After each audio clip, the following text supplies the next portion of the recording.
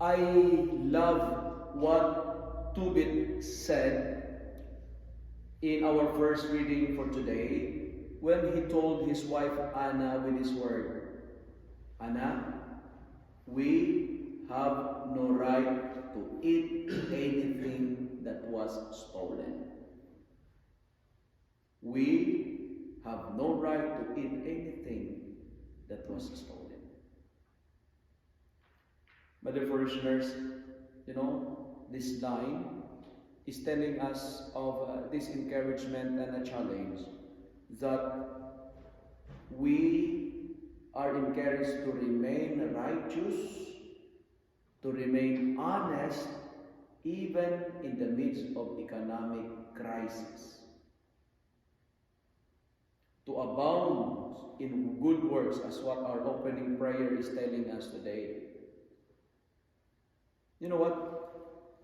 Our being sick is not a justification to commit sin. Our being poor is not an excuse to do unrighteous deeds.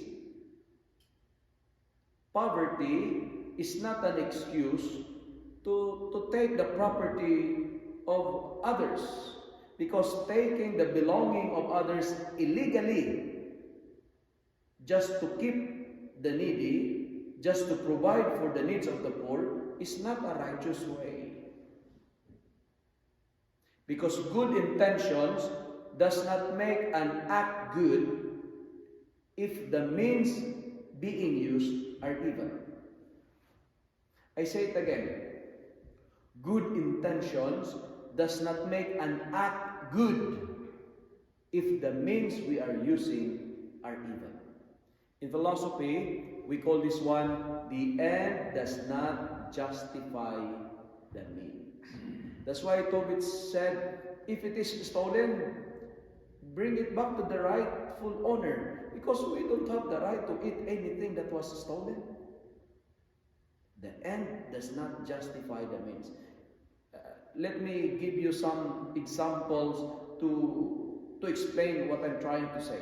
Like, for example, in school, your intention is to have good grades, but your means is cheating. It does not justify cheating to get good grades. You wanted to have a good job, but you are lying.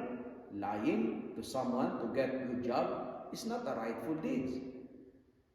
You are stealing, but to help the poor, like the movie Robin Hood. You are faking the results, you are faking your documents in order to be promoted for promotion. The end does not justify the means. Good intentions does not make an act good if the means we are using are evil. We have always to be steady in being right, in being just. Because the responsorial sum, if our hearts are just, we will be secure. God will help the righteous. He will save the righteous.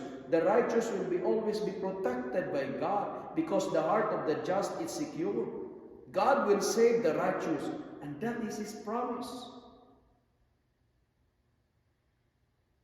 And what's the connection of our first reading in our gospel? In our gospel, Jesus asked the Pharisees and some of the Herodians with this question, because they're asking, do we need to pay tax to the emperor or not? And Jesus told them, bring me a denarius and let me see it. Whose head is this and whose title? And Jesus is asking them, what did you see in the coin? What did you see? Jesus asked this question because He would like to tell us this beautiful message in our life today. Because sometimes what you see is what you get. What you see is an evidence of what you believe. What you see is what you get, because our thoughts shape our vision. That's why Jesus told them, give to God what belongs to God. Friends, taking or getting what is of God and using it for the good of men is not justifiable. It is for God, and you are using it for the good of men. It's just like what I'm saying in our first reading. Good intentions does not make an act good if the means we are using are evil. That's why give to God if it is for God, and give to Caesar if it is for Caesar or for the emperor. Today, we are challenged this morning. What is of God? Give it to Him. Because if you're not giving to God what is not due, like the responsorial psalm, you will not be secure. Because God said the hearts of the just are secure, trusting in the Lord. Today, my dear friends, my dear brothers and sisters, we have to be careful with what we see. Because sometimes what we see is what we get. Again, give to God what belongs